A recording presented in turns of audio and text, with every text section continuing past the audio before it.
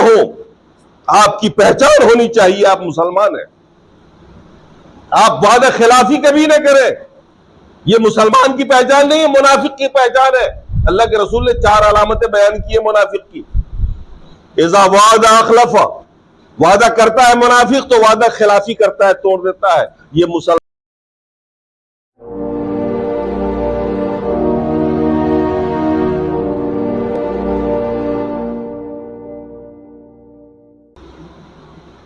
तमाम तारीफ उस रब्बे कायनात के लिए जिस रब ने हमें और आपको पैदा फरमाया, इंसान बनाया, अशरफुल मखलूकात बनाया, मुसलमान बनाया, कुरान और सुन्नत पर चलने की तौफीक अता फरमाई। रब की ये नेमत इतनी बड़ी है कि हम इसका शुक्रिया पूरी जिंदगी अदा नहीं कर सकते।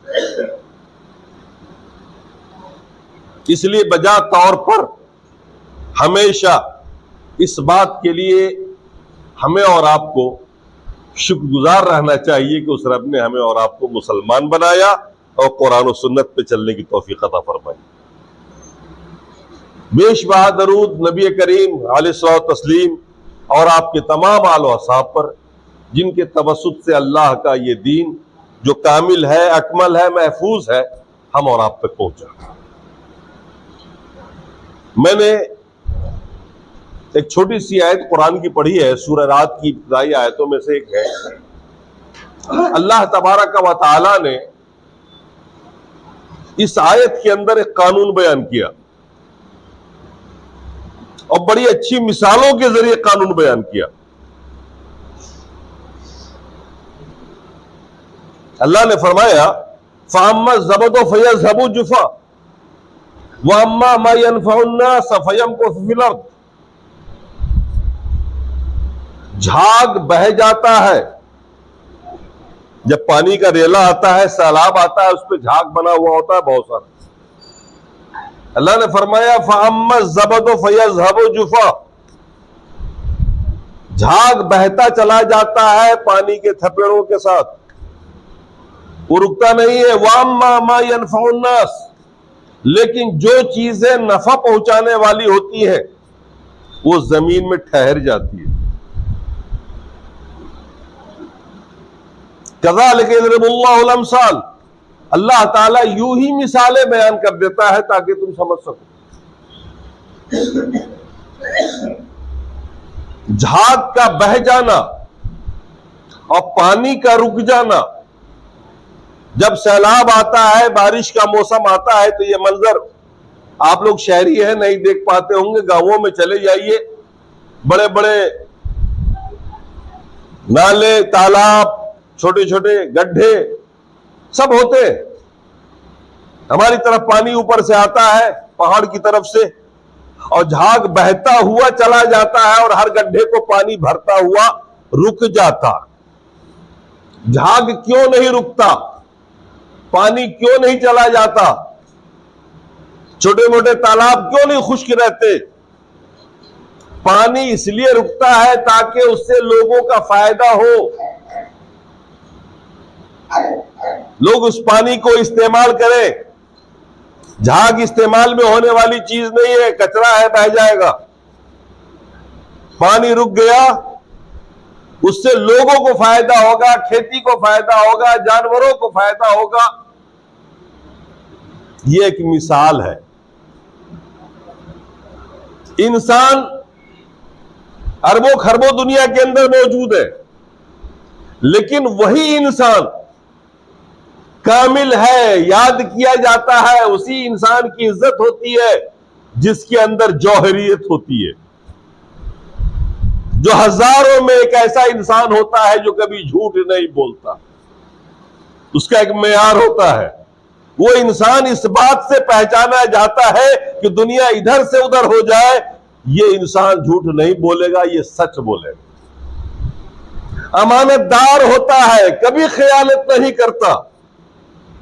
हम हजारों लोग खयानतें करते रहते हैं अमानतों में, लेकिन कोई इंसान ऐसा होता है जो अपने इस वस्फ से पहचाना जाता है कि यह आदमी अमीन है, अमानतदार है। इसके पास रुपए रखे, पैसे रखे, राज रखे, कोई भी सामान रखे, बेफिक्र रख के आप चले जाए, आदमी अमीन है। किसी के बारे में हम में से कोई किसी पर यकीन करने को तैयार नहीं, लेकिन इन्हीं में से कोई ऐसा भी इंसान होगा जिस पर हर आदमी आंख बंद करके यकीन करता है, मुसीबतों में उसके पास दौड़ता है, मशवरों के लिए दौड़ता है। क्यों? हमारे पास क्यों नहीं आता, आपके पास क्यों नहीं आता? क्योंकि उसके अंदर एक जौहरियत है, उसने अपने अखलाक की हिफाजत की है, उसने सच्चा मुसलमान बन के दिखाया है। इस्लाम के जो मुसलमान के जो आसाफ कुरान और सुन्नत में है वो उसके अंदर है, इसीलिए उसका वजन है, उसकी कीमत है, लोग उसको याद करते हैं, लोग उसे इज्जत देते हैं, लोग उससे मोहब्बत करते हैं। मुसलमान होने का मतलब नमाज पढ़ना ही नहीं होता, सिर्फ रोजा रखना ही नहीं होता, हज करना ही नहीं होता, बल्कि अल्लाह का मकसद एक ऐसी मखलूक को बर्पा कर रहा है जिसके अंदर जौहरियत हो, जिसे देख कर लोग जाने कि यह है मुसलमान और यह है इंसान। अब आज के दौर में हम मुसलमान बकसरत हैं, लेकिन झाग के मानिंद है, झाग के मानिंद है हम। हर तरह की मुसीबत हमारे ऊपर रवा रखी जा रही है। अगर आप कीमती होते, अगर हम सब कीमती होते, सच्चे होते, अमीन होते, सारी खूबियां जो हमारे अंदर हमारे मजहब ने पैदा करना चाहिए और जिसको अल्लाह के रसूल ने प्रैक्टिकली करके दिखाया और जिसका नमूना के तौर पर सहाबा तैयार हुए, तो इस कौम को आज दुनिया भर में मुसीबतें नहीं आती, तानो तशनी का निशाना नहीं बनते। हम झाग बन के रह गए हैं, जौहरियत हमारे अंदर से रवाना हो चुकी है। हम मुफीद नहीं है, किसी को फायदा नहीं पहुंचा सकते, हमसे किसी का फायदा जुड़ा हुआ नहीं है, तो फिर आपको क्यों बाकी रखना चाहेगा वो? ना आपकी बोली से उसको फायदा है, ना आप गवाही में सच्चे हैं जो आपके उसके काम आ सके, ना आप अमानतदार है कि वो अपनी अमानत आपके पास रख सके, ना आप हमदर्द है कि उसके दुख तकलीफ में आप हमदर्दी जता सके, ना आप मददगार है कि उसकी मदद कर सके। आपके अंदर जौहरियत नहीं, झाग के मानिंद है आप, लिहाजा हर तरफ से आप पे हमले हो रहे।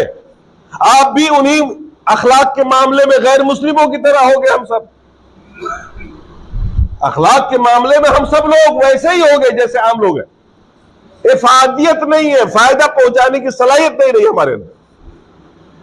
हमारी अपनी बहन से नहीं बनती, हमारा अपने भाई से नहीं बनता, हमारा दोनों करीब के रिश्तेदारों की हम बनता ना निगहबानी करते हैं, ना उनकी रखवाली करते हैं। कैसे हम बाकी रहेंगे? कौन सी खूबी हमारे पास है? हम कुर्ता टोपी पहनकर नमाज पढ़ने के लिए आ जाएंगे, हमारे अंदर अखलाक नहीं है, हम मुसलमान ही नहीं है। इस्लाम का जो जौहर है वो जौहरियत खत्म हो चुकी। इबादत की कमी नहीं, 5 वक्त नमाज पढ़ने वाले बहुत से लोग मौजूद हैं यहाँ पे, लेकिन वो अखलाक हमारे अंदर पैदा नहीं हो पा रहा। मकसद ये था अल्लाह के रसूल को भेजने का कि आप अल्लाह के रसूल से सीखें, उनको नमूना बनाए। अल्लाह के रसूल ने, वो हदीस मैंने आपके सामने पढ़ी थी पहली, अनस रज़ियल्लाहु ताला अन्हु से रिवायत है, वो फरमाते हैं अल्लाह के रसूल ने फरमाया, इन क़ामतिस्साह, अगर क़यामत कायम हो जाए, क़यामत का बिगुल बज जाए, सूर फूंक दिया जाए, और तुम में से किसी के हाथ में अगर खजूर का एक पौधा हो ना, छोटा वाला पौधा जो लगाते हैं ना, अल्लाह के रसूल ने फरमाया अगर क़यामत कायम हो जाए और तेरे हाथ में एक पौधा हो और तुझे ये ताकत हो कि मरने से पहले उसको लगा सको जमीन में, तो लगा के मरना।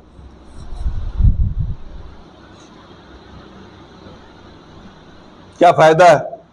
मरने वालों को फायदा उससे? एक दरख्त आप मरते मरते लगाते, रूह निकल रही हो आपको, आप दुनिया से जा रहे हो, आपके हाथ में एक पौधा है। अल्लाह के रसूल फरमा रहा है कि अगर गुंजाइश है इस बात की कि तुम मरने से पहले उस पौधा को, उस वृक्ष को जमीन में रोप सको तो रोप दे। आपका तो कोई फायदा नहीं, आप अभी 1 मिनट के बाद मरने वाले हो, ना उसका फल खाओगे आप, ना उसकी लकड़ी काम आएगी आपके, ना उसके साये से आपको फायदा मिलने वाला है।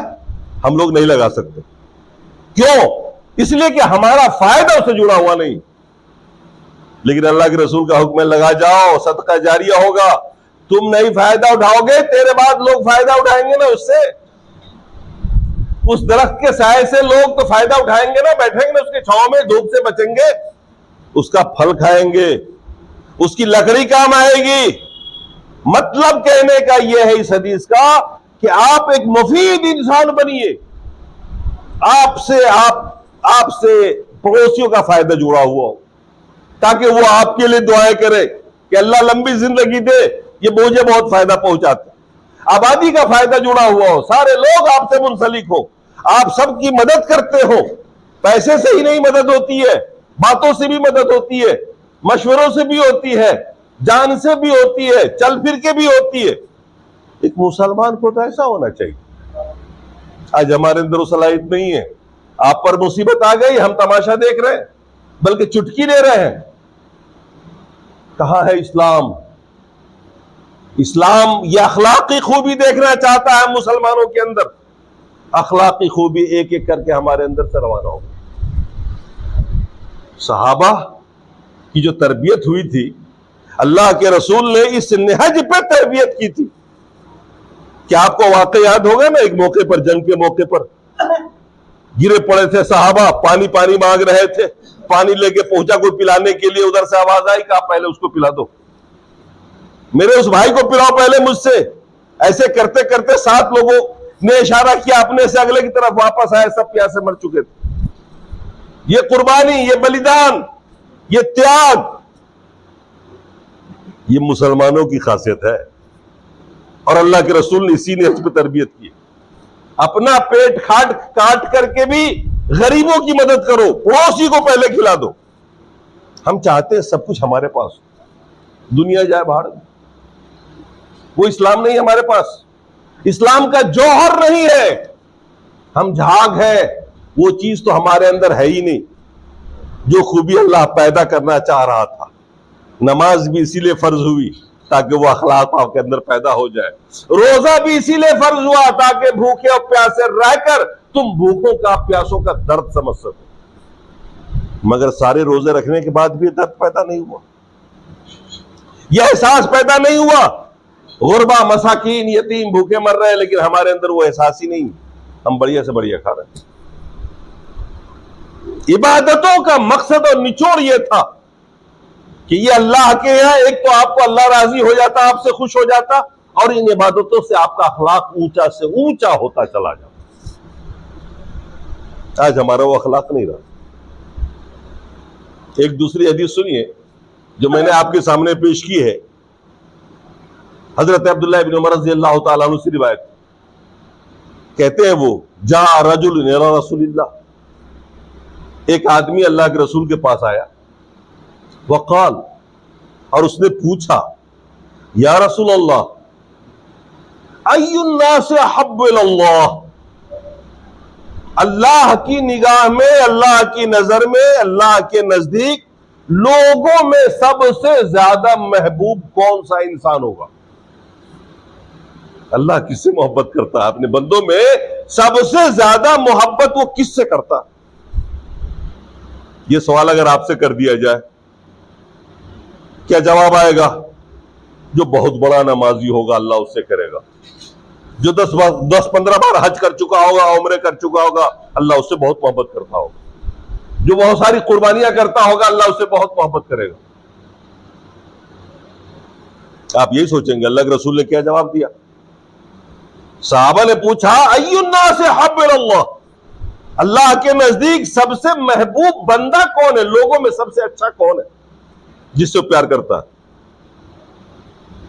अल्लाह के रसूल ने फरमाया, अहब्बुन्नास इलल्लाह अनफअहुमुन्नास, लोगों में सबसे ज्यादा महबूब अल्लाह की निगाह में वो शख्स होता है जो लोगों को सबसे ज्यादा फायदा पहुंचाता है। लोगों का फायदा जिससे जुड़ा हुआ हो, जिसके पास लोग दौड़े मुसीबतों में, भूख में, प्यास में, जिन्हें उम्मीद हो आपसे और आप उनकी उम्मीदों पे पूरे उतरे, जिनसे लोगों का फायदा जुड़ा रहता है ना, अल्लाह ताला उनसे मोहब्बत करता, जो लोगों के काम आता है, जो इंसानों के काम आता है, जो मुसलमानों के काम आता है, अल्लाह उससे मोहब्बत करता है। न बहुत ज्यादा नमाज पढ़ने वाले से मोहब्बत करता है, न रोजा रखने वाले से, न हज ज़कात वाले से। हम ये इबादतें इस अंदाज में करते हैं कि इसकी रूह खत्म हो चुकी है। हम जो भी करते हैं अपने स्वार्थ से कर रहे हैं। हम चाहते हैं, दुआएं भी करते हैं ना हम लोग, तो अपने लिए करते हैं, गैरों के लिए नहीं, रिश्तेदारों के लिए नहीं, आम मोमिन और मोमिनात को शामिल नहीं करते आप। बस आपका भला हो जाए, ये इस्लाम नहीं।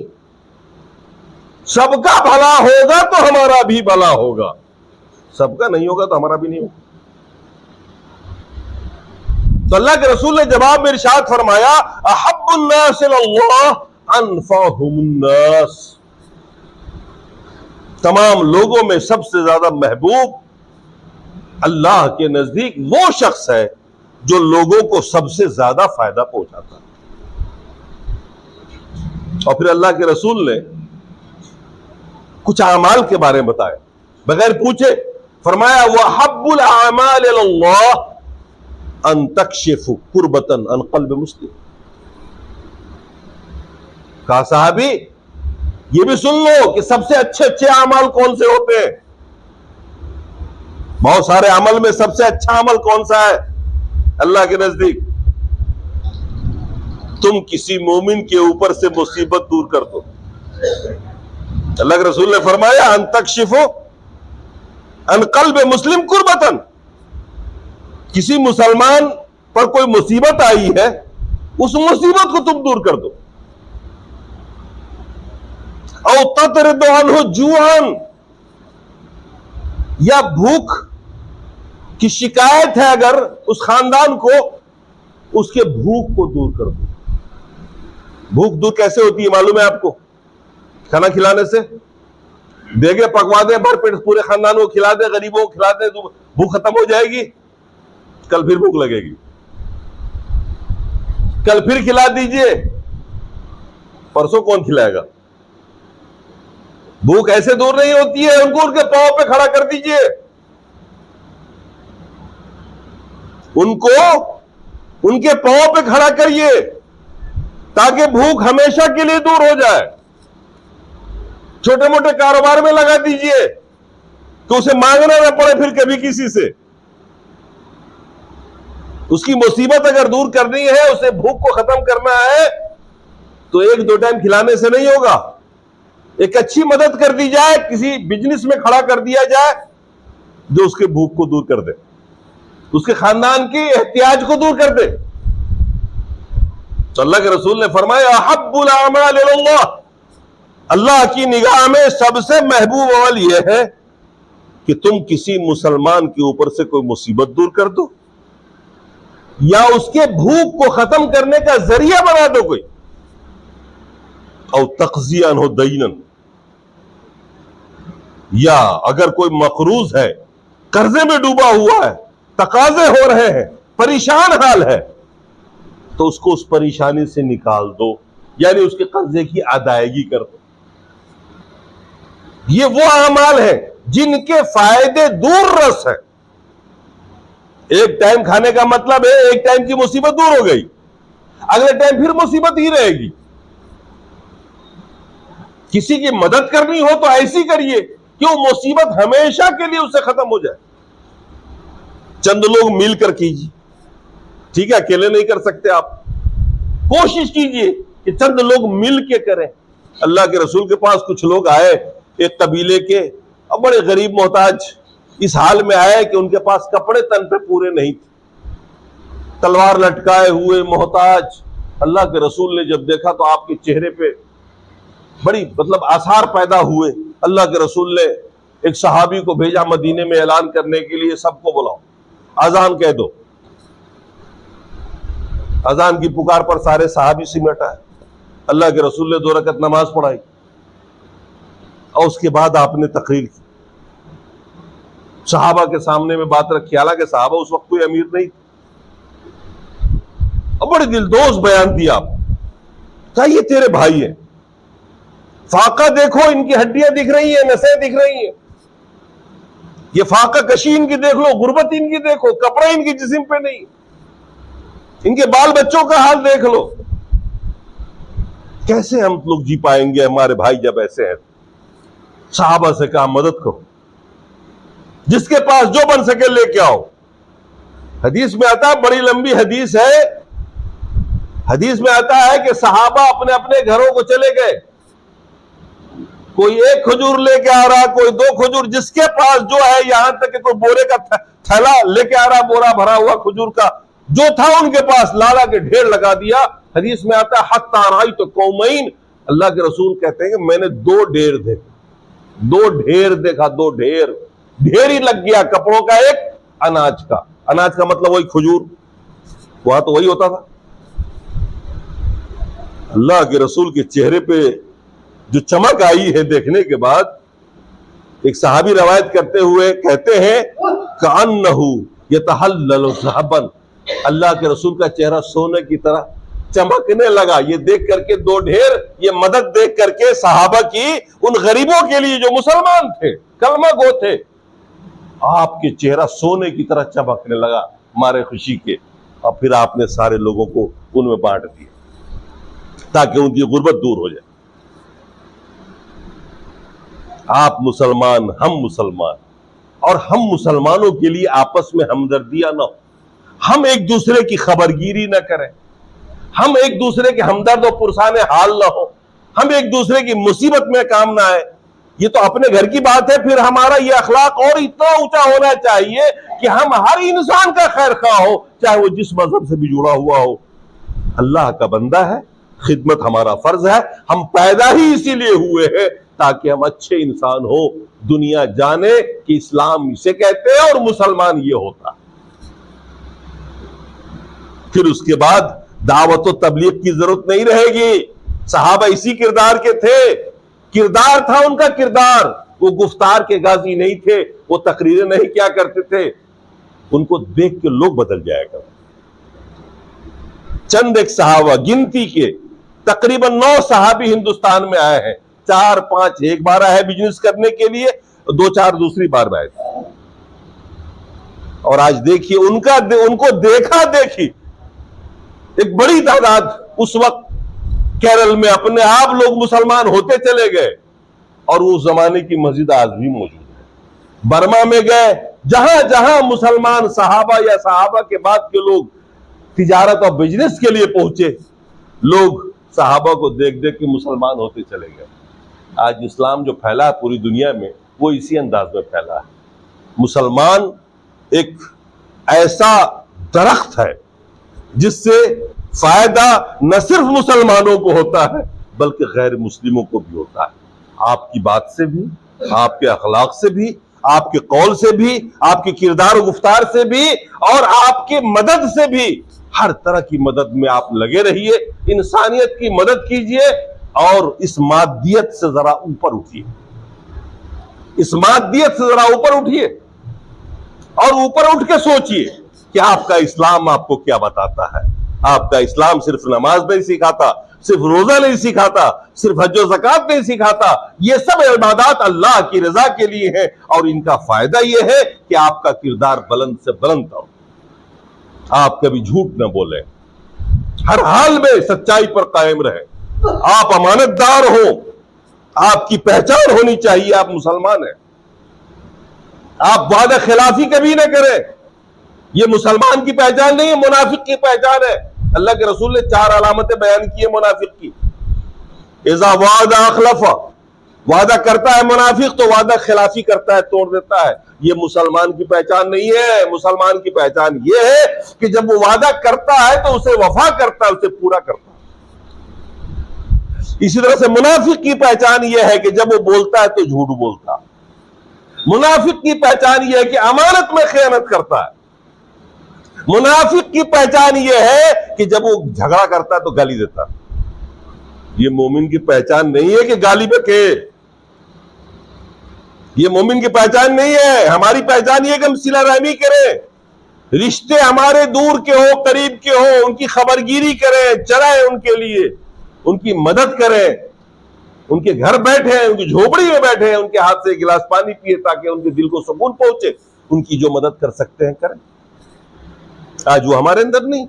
अल्लाह के रसूल ने फरमाया, बुखारी शरीफ की हदीस है, मुस्लिम शरीफ की हदीस है, अल्लाह के रसूल ने फरमाया, मन अरादा यबसतल्लाहु रिज़्क़हु व इन सलहु असरहु फले तसिल रहमहु। जो आदमी अपनी रोजी बढ़ाना चाहता हो, जिसकी ख्वाहिश हो कि हम मालदार बने, पैसा है, रोजी आए मेरे पास, और जो चाहता हो कि मेरी उम्र बढ़ जाए, मैं लंबी उम्र जीऊं, अल्लाह के रसूल ने फरमाया, जो आदमी चाहता हो कि मेरी रोजी में बरकत हो, दौलत आए मेरे पास, मेरी उम्र लंबी हो, अल्लाह के रसूल ने फरमाया, जो ये चाहता हो उसे चाहिए कि सिला रहमी करे। सिला रहमी यानी रिश्तों की खबरगिरी करे। रहम कहते हैं ना, माँ का पेट में वो घर जो होता है ना, जिसे हम लोग बच्चेदानी कहते हैं उर्दू में, उसको अरबी में कहते हैं रहम। उससे जुड़ा हुआ जो भी रिश्ता, उस रहम से जुड़ा हुआ, माँ के उस पेट से जुड़ा हुआ जो रिश्ता है ना, अब उसमें भाई भी है, बहन भी है, भांजा भी है, भतीजा भी, मतलब जितने भी रिश्ते जुड़े हुए रहम से, आप उनके साथ जुड़े रहें, उनके दुख में, उनके सुख में, उनकी मुसीबतों में। ये तो खास हुक्म है, इससे आपकी रोजी बढ़ जाएगी, आपकी उम्र बढ़ जाएगी। ये बुखारी और मुस्लिम की हदीस है, अल्लाह के रसूल का फरमान है। और आप जानते हैं अल्लाह के रसूल वही बोलते हैं जो अल्लाह बोलता है, एकदम पक्की बात। इसीलिए अगर आपका कोई शिकवा शिकायत आपके रिश्तेदारों से आपको है, तो आप एक तरफा खत्म करिए। एक तरफा, यह नहीं कि वो अपनी इस्लाह करेगा तो मैं इस्लाह करूंगा, आप अपनी इस्लाह कीजिए, आप खत्म कर दीजिए और आप जाके उनसे मिलिए। आपका ये अखलाक देखकर वो खुद आगे बढ़ के आपसे मिलेंगे, वो खुद शर्मिंदा हो जाएंगे, आपकी उम्र बढ़ेगी, अल्लाह आपकी रोजी को बढ़ा देगा। इस सिलसिले में तो बहुत सारी हदीसें हैं और बहुत सारी बातें भी मुझे कहनी है, और मैं बयान करना चाहता हूं कि हमारे और आपके अखलाक कितने पस्त हो गए हैं और इनको सबसे ज्यादा जरूरत है कि हम इसको ऊंचा करें।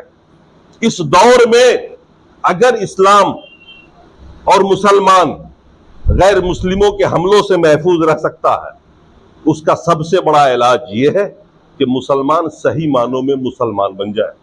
आज फिर आपकी हिफाजत होगी, आपके चाहने वाले होंगे और ये दुनिया वाले कहेंगे कि फरिश्ता सिफत मखलूक को तकलीफ नहीं पहुंचाई जा सकती, न इनको मारा जा सकता है, न इनको खत्म किया जा सकता है, न इनको देश से निकाला जा सकता है। ऐसे लोगों की जरूरत है इस देश में। आज आप उनका मुकाबला हथियारों से नहीं कर सकते, आप तालीमों से नहीं कर सकते। ये छोटा, ये जो हिंदुस्तान एक मुल्क है, और बताते हैं किताबों में आता है कि 2% शायद ईसाई है यहाँ पर, और 40-42 बड़े बड़े तालीमी इदारे और पता नहीं हॉस्पिटल कितने उन्होंने बना रखे हैं, और उनसे पूरी दुनिया को फायदा हो रहा है, पूरी आबादी को फायदा हो रहा है। मुसलमान भी जाके इलाज करवा रहा है, उसमें गैर मुस्लिम भी करवा रहा है। हिंदुओं के तो कितने हैं ही, इन सिखों के देख लीजिए, ये 3% है। इनके रिफाही इदारे देखिए, लोगों का फायदा जुड़ा हुआ है, उनकी यहां देखें चलती हैं, जितने लोग जा रहे हैं खा रहे हैं। खिदमत देखिए, इंसान की खिदमत कर रहा है नहीं कर रहा। हम मुसलमान यहाँ 20% है, हमारे पास कोई ऐसा तालीमी इदारा नहीं पूरे हिंदुस्तान में, हमारे पास कोई ऐसा बड़ा हॉस्पिटल नहीं मुसलमानों का जिसमें सबका फ्री इलाज हो सके। आप कैसे काम आएंगे? आप तो कहीं भी कौम के काम नहीं आ रहे हैं, कहीं भी देश के काम नहीं आ रहे हैं, इसलिए आपको मिटाया जा रहा है। तो सबसे बड़ा हथियार जो आपके पास है वो आपका अखलाक है। अपने अखलाक को ऊंचा कीजिए और सही मानों में अल्लाह के रसूल सल्लल्लाहु ताला अलैहि वसल्लम की इत्तबा कीजिए, आपको नमूना बनाइए, सहाबा को पढ़िए और खुद को बदलिए, एक तरफा तौर पर खुद को बदल लीजिए। इंशाअल्लाह फिर वो दिन भी आने वाला है कि लोग आपको हाथों पे उठा के रखेंगे, आंखों में सजाएंगे, पलकों पे बिठाएंगे। अल्लाह तबारक व तआला हमारी और आपकी हालतों को फेर दे और पुरानी हालत को वापस कर दे। अक़ूलु क़ौली हाज़ा।